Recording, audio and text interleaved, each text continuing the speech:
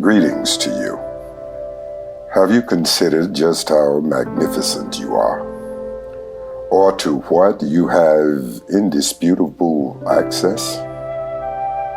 The day God said, "Let there be," He unleashed all galaxies of possibilities.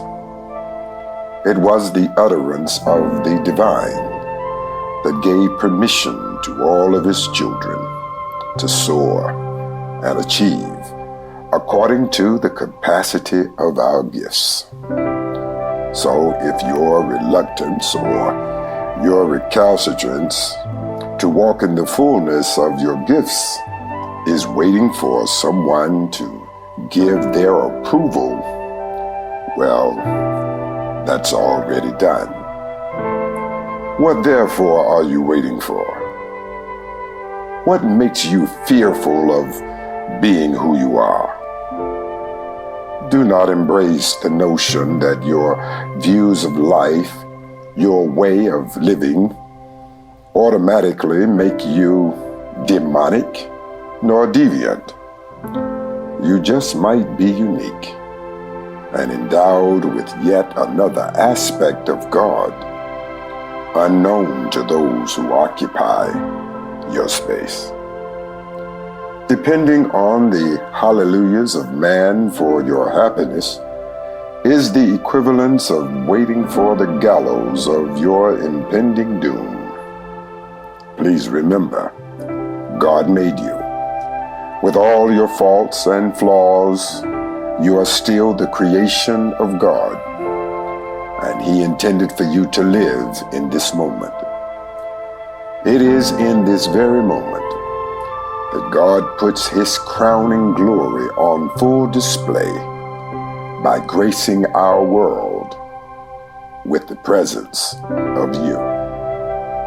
Right now, you and I are in this world, and we represent the ubiquitous flowers of grandeur that decorates the stages of visual expression.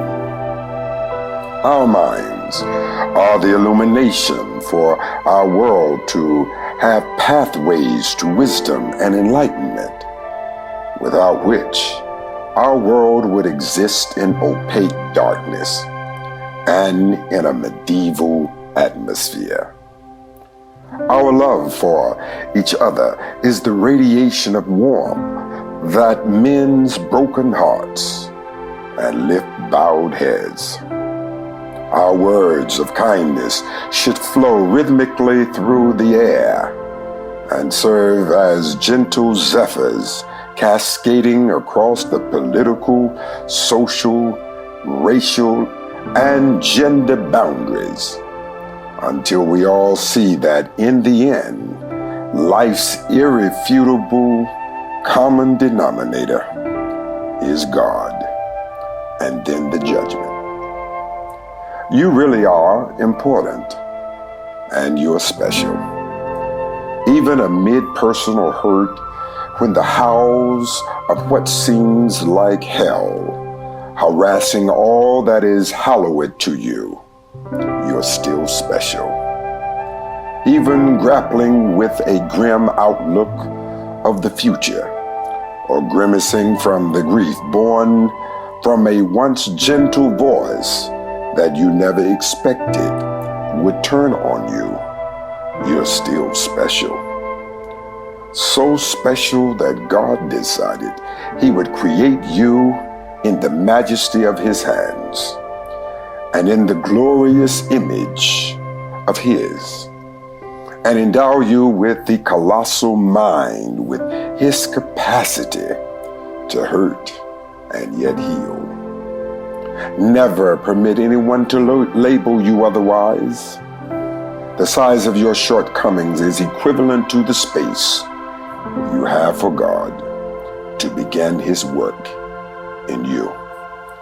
So as I leave you, please remember, failures are only opportunities for God's grace to be made manifest in our lives.